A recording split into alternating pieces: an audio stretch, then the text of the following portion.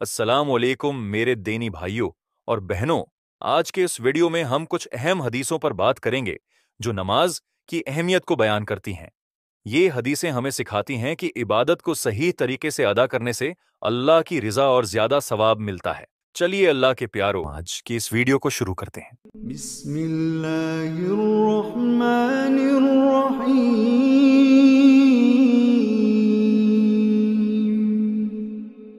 हजरत जाबिर बिन अब्दुल्ला रजी अल्लाह ताला अन्हु से रिवायत है कि रसूलुल्लाह सल्लल्लाहु अलैहि वसल्लम ने इरशाद फरमाया, जन्नत की कुंजी नमाज है और नमाज की कुंजी उजू है। हजरत अली रजी अल्लाह ताला अन्हु से रिवायत है कि रसूलुल्लाह सल्लल्लाहु अलैहि वसल्लम ने आखिरी वसीयत यह इरशाद फरमाई, नमाज नमाज, अपने गुलामों और महतहतों के बारे में अल्लाह ताला से डरो, यानी उनके हुकूक अदा करो।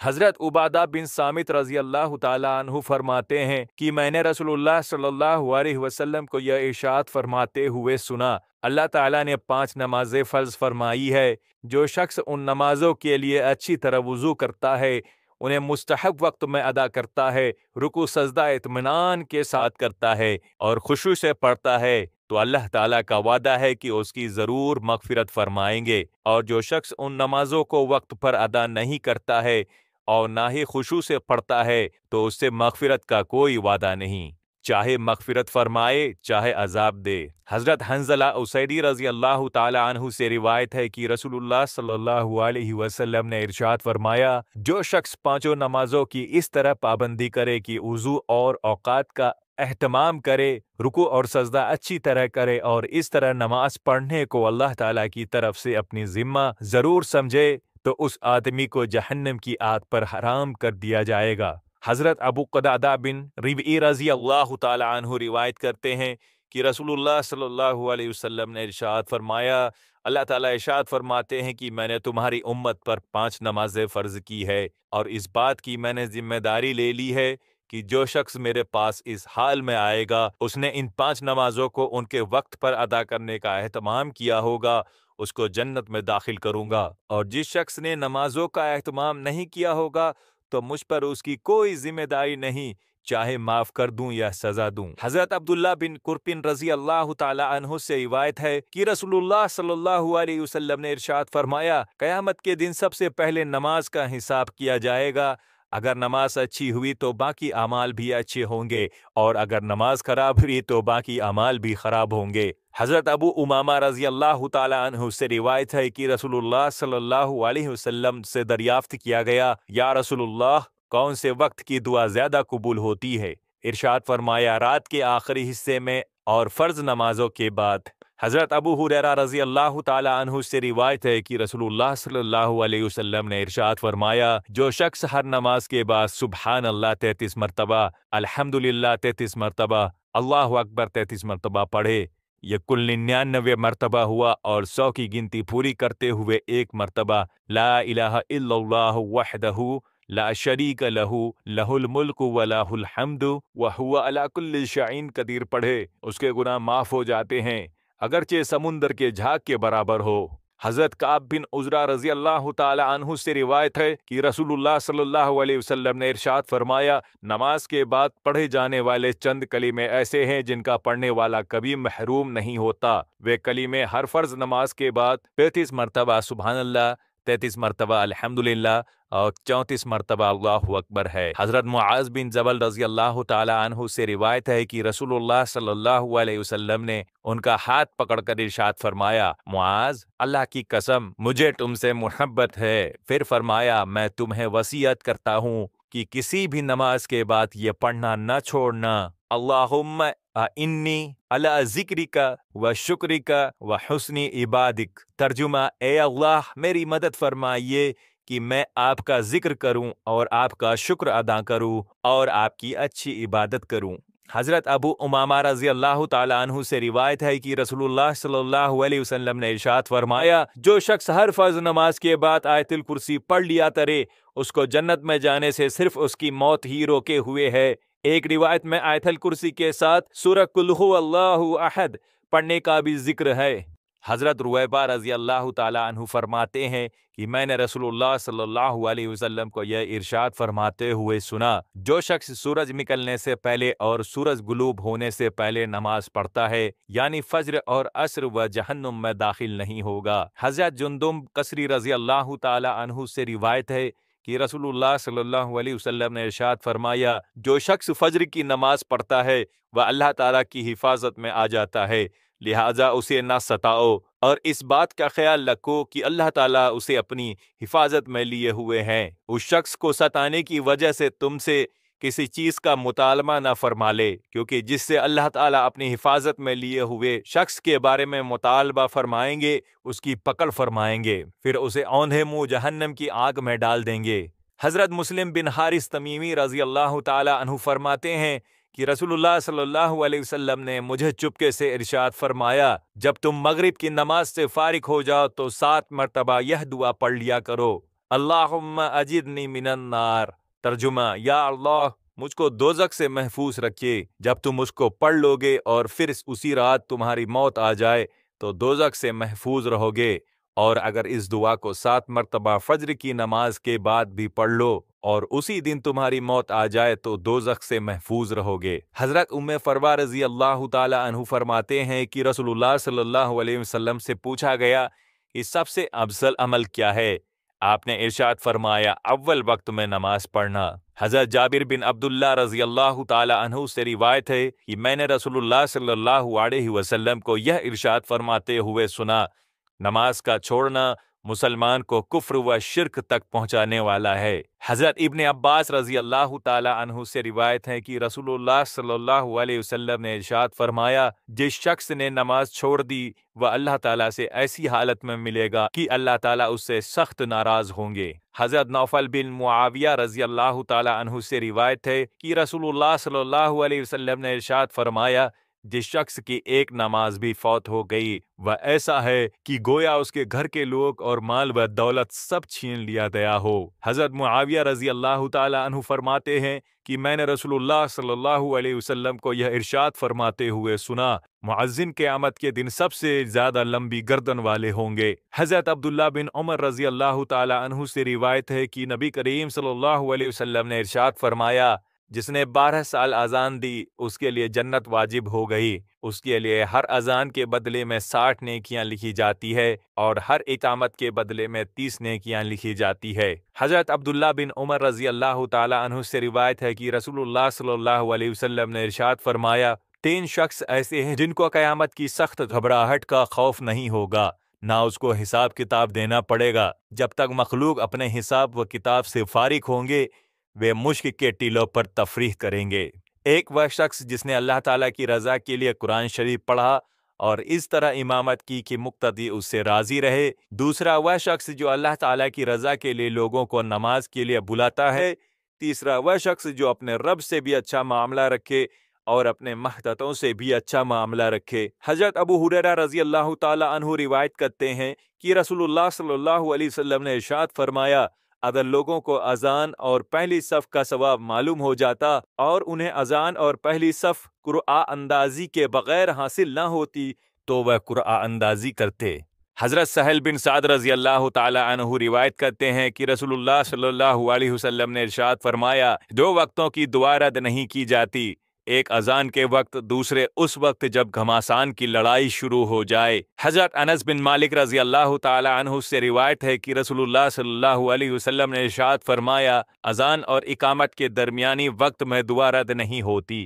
یعنی قبول ہوتی ہے۔ صحابہ کرام نے عرض کیا، یا رسول اللہ صلی اللہ علیہ وسلم ہم کیا دعا مانگے؟ آپ صلی اللہ علیہ وسلم نے ارشاد فرمایا، اللہ تعالیٰ سے دنیا و آخرت کی عافیت مانگا کرو۔ حضرت جابر رضی اللہ تعالی عنہ سے روایت ہے کہ رسول اللہ صلی اللہ علیہ وسلم نے ارشاد فرمایا، جب نماز کے لیے اقامت کہی جاتی ہے تو آسمان کے دروازے کھول دیے جاتے ہیں اور دعا قبول کی جاتی ہے۔ حضرت بریدہ رضی اللہ تعالی عنہ سے روایت ہے کہ نبی کریم صلی اللہ علیہ وسلم نے ارشاد فرمایا، جو لوگ اندھیروں میں زیادہ سے زیادہ مسجد کو جاتے رہتے ہیں ان کو قیامت کے دن پورے پورے نور کی خوشخبری سنا دیجیے۔ حضرت ابو ہریرہ رضی اللہ تعالی عنہ سے روایت ہے کہ نبی کریم صلی اللہ علیہ وسلم نے ارشاد فرمایا، جب تم میں سے کوئی شخص اپنے گھروں سے میری مسجد کے لیے نکلتا ہے تو اس کے گھر واپس ہونے تک ہر قدم پر ایک نیکی لکھی جاتی ہے اور ہر دوسرے قدم پر ایک برائی مٹائی جاتی ہے۔ حضرت ابو ہریرہ رضی اللہ تعالی عنہ سے روایت ہے کہ نبی کریم صلی اللہ علیہ وسلم نے ارشاد فرمایا،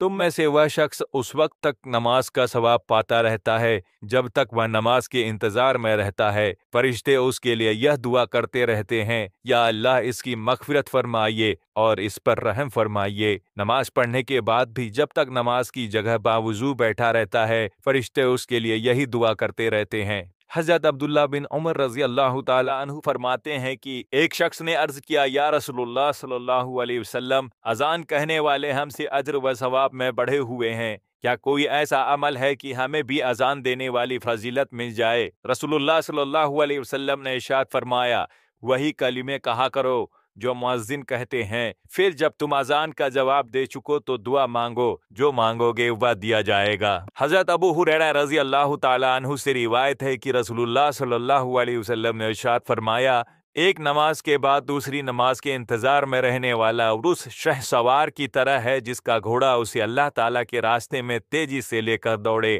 نماز کا انتظار کرنے والا نفس و شیطان کے خلاف سب سے بڑے مورچے پر ہے۔ حضرت عبداللہ بن عمر رضی اللہ تعالی عنہ سے روایت ہے کہ رسول اللہ صلی اللہ علیہ وسلم نے ارشاد فرمایا، جو شخص صف کو ملاتا ہے اللہ تعالیٰ اسے اپنی رحمت سے ملا دیتے ہیں، اور جو شخص صف کو توڑتا ہے اللہ تعالیٰ اسے اپنی رحمت سے دور کر دیتے ہیں۔ صف توڑنے کا مطلب یہ ہے کہ صف کے درمیان ایسی جگہ پر کوئی سامان رکھ دے کہ صف پوری نہ ہو سکے، یا صف میں خالی جگہ دیکھ کر بھی اسے پورا نہ کرے۔ حضرت عبداللہ بن مسعود رضی اللہ تعالی عنہ روایت کرتے ہیں کہ رسول اللہ صلی اللہ علیہ وسلم نے ارشاد فرمایا، آدمی کا جماعت سے نماز پڑھنا اکیلے نماز پڑھنے سے 20 درجے سے بھی زیادہ فضیلت رکھتا ہے۔ حضرت عثمان بن عفان رضی اللہ تعالی فرماتے ہیں، میں نے رسول اللہ صلی اللہ علیہ وسلم کو یہ ارشاد فرماتے ہوئے سنا، جو شخص کامل وضو کرتا ہے پھر فرض نماز کے لیے چل کر جاتا ہے اور نماز جماعت کے ساتھ مسجد میں ادا کرتا ہے تو اللہ تعالیٰ اس کے گناہوں کو معاف فرما دیتے ہیں۔ حضرت ابو درداء رضی اللہ تعالی عنہ فرماتے ہیں کہ میں نے رسول اللہ صلی اللہ علیہ وسلم کو یہ ارشاد فرماتے ہوئے سنا، جس گاؤں یا جنگل میں 3 آدمی ہو اور وہاں جماعت سے نماز نہ ہوتی ہو تو ان پر شیطان پوری طرح غالب آ جاتا ہے، اس لیے جماعت سے نماز پڑھنے کو ضروری سمجھو۔ بھیڑیا اکیلی بکری کو کھا جاتا ہے اور آدمیوں کا بھیڑیا شیطان ہے۔ حضرت عثمان بن عفان رضی اللہ تعالی عنہ فرماتے ہیں کہ میں نے رسول اللہ صلی اللہ علیہ وسلم کو یہ ارشاد فرماتے ہوئے سنا، جو شخص عشاء کی نماز جماعت کے ساتھ پڑھے گویا اس نے آدھی رات عبادت کی، اور جو فجر کی نماز بھی جماعت کے ساتھ پڑھ لے گویا اس نے پوری رات عبادت کی۔ حضرت عبداللہ بن عمر عاص رضی اللہ تعالی عنہ سے روایت ہے کہ نبی کریم صلی اللہ علیہ وسلم نے ارشاد فرمایا، جو شخص جمعہ کے دن اچھی طرح غسل کرتا ہے، بہت سویرے جمعہ کے لیے جاتا ہے، امام کے بالکل قریب بیٹھتا ہے اور خطبہ توجہ سے سنتا ہے، اس دوران خاموش رہتا ہے تو وہ جتنے قدم چل کر مسجد آتا ہے اسے ہر قدم کے بدلے سال بھر کی تہجد اور سال بھر کے روزوں کا ثواب ملتا ہے۔ حضرت ابو سعید خدری رضی اللہ تعالی عنہ اور حضرت ابو ہریرہ رضی اللہ تعالی عنہ سے روایت ہے کہ رسول اللہ صلی اللہ علیہ وسلم نے ارشاد فرمایا، جمعہ کے دن ایک گھڑی ایسی ہوتی ہے کہ مسلمان بندہ اس میں اللہ تعالیٰ سے جو مانگتا ہے اللہ تعالیٰ اس کو ضرور عطا فرما دیتے ہیں، اور وہ گھڑی عصر کے بعد ہوتی ہے۔ حضرت ابو ذر رضی اللہ تعالی عنہ فرماتے ہیں کہ ایک مرتبہ نبی کریم صلی اللہ علیہ وسلم سردی کے موسم میں باہر تشریف لائے، پتے درختوں سے گر رہے تھے۔ آپ صلی اللہ علیہ وسلم نے ایک درخت کی 2 ٹہنیاں ہاتھ میں لی، ان کے پتے اور بھی گرنے لگے۔ نبی کریم صلی اللہ علیہ وسلم نے ارشاد فرمایا، ابو ذر، میں نے عرض کیا، لبیک یا رسول اللہ۔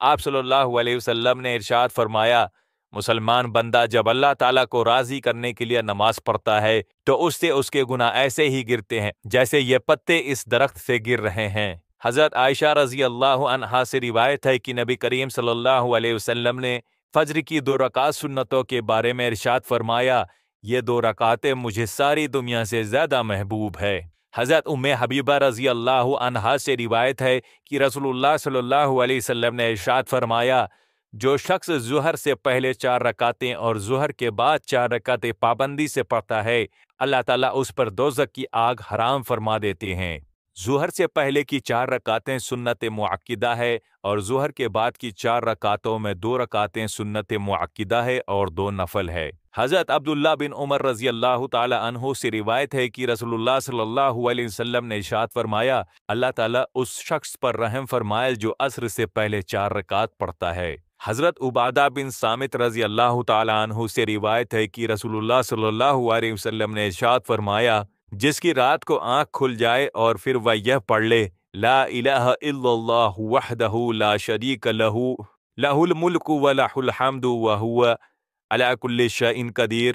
الحمد للہ، سبحان اللہ، لا الہ الا اللہ، اللہ اکبر، لا حول ولا قوت الا باللہ، اور اس کے بعد اللہم اغفر لی کہے یا کوئی اور دعا کرے تو اس کی دعا قبول کی جاتی ہے۔ پھر اگر وضو کر کے نماز پڑھنے لگ جائے تو اس کی نماز قبول کی جاتی ہے۔ حضرت ابو ہریرہ رضی اللہ تعالی عنہ سے روایت ہے کہ نبی کریم صلی اللہ علیہ وسلم نے ارشاد فرمایا، جو شخص کسی رات نماز میں 100 آیتیں پڑھ لیتا ہے، وہ اس رات اللہ تعالیٰ کی عبادت سے غافل رہنے والوں میں شمار نہیں ہوتا، اور جو شخص کسی رات نماز میں 200 آیتیں پڑھ لیتا ہے، وہ اس رات مخلص عبادت گزاروں میں شمار ہوتا ہے۔ حضرت ابو درداء رضی اللہ تعالی عنہ سے روایت ہے کہ نبی کریم صلی اللہ علیہ وسلم نے ارشاد فرمایا، جو شخص رات کو سونے کے لیے بستر پر جائے اور اس کی نیت رات کو تہجد پڑھنے کی تھی، لیکن وہ ایسا سویا کہ صبح ہی جاگا، تو اس کو اس کی نیت پر تہجد کا ثواب ملتا ہے، اور اس کا سونا اللہ تعالیٰ کی طرف سے ایک انعام ہے۔ حضرت معاذ بن انس جہنی رضی اللہ تعالی عنہ سے روایت ہے کہ رسول اللہ صلی اللہ علیہ وسلم نے ارشاد فرمایا، جو شخص فجر کی نماز سے فارغ ہو کر اسی جگہ بیٹھا رہتا ہے، خیر کے علاوہ کوئی بات نہیں کرتا، پھر 2 رکعات اشراق کی نماز پڑھتا ہے، اس کے گناہ معاف ہو جاتے ہیں، چاہے وہ سمندر کے جھاگ سے زیادہ ہی ہو۔ حضرت انس بن مالک رضی اللہ تعالیٰ عنہ سے روایت کرتے ہیں کہ رسول اللہ صلی اللہ علیہ وسلم نے ارشاد فرمایا، جو شخص فجر کی نماز جماعت سے پڑھتا ہے، پھر آفتاب نکلنے تک اللہ تعالیٰ کے ذکر میں مشغول رہتا ہے، پھر 2 رکعات نفل پڑھتا ہے، تو اسے حج اور عمرہ کا ثواب ملتا ہے۔ حضرت انس رضی اللہ تعالیٰ عنہ فرماتے ہیں کہ نبی کریم صلی اللہ علیہ وسلم نے 3 مرتبہ ارشاد فرمایا، کامل حج اور عمرے کا ثواب، کامل حج اور عمرے کا ثواب، کامل حج اور عمرے کا ثواب ملتا ہے۔ حضرت ابو ہریرہ رضی اللہ تعالیٰ عنہ سے روایت ہے کہ رسول اللہ صلی اللہ علیہ وسلم نے ارشاد فرمایا، جو چاشت کی 2 رکعت پڑھنے کا اہتمام کرتا ہے، اس کے گناہ معاف کر دیے جاتے ہیں، اگرچہ وہ سمندر کے جھاگ کے برابر ہو۔ حضرت حذیفہ رضی اللہ تعالی عنہ فرماتے ہیں کہ نبی کریم صلی اللہ علیہ وسلم کا معمول مبارک تھا کہ جب کوئی اہم معاملہ پیش آتا تو آپ صلی اللہ علیہ وسلم فوراً نماز میں مشغول ہو جاتے۔ حضرت ابو ہریرہ رضی اللہ تعالی عنہ سے روایت ہے کہ رسول اللہ صلی اللہ علیہ وسلم نے ارشاد فرمایا، بندہ نماز کے دوران سجدے کی حالت میں اپنے رب کے سب سے زیادہ قریب ہوتا ہے، لہٰذا اس حالت میں خوب دعائیں کیا کرو۔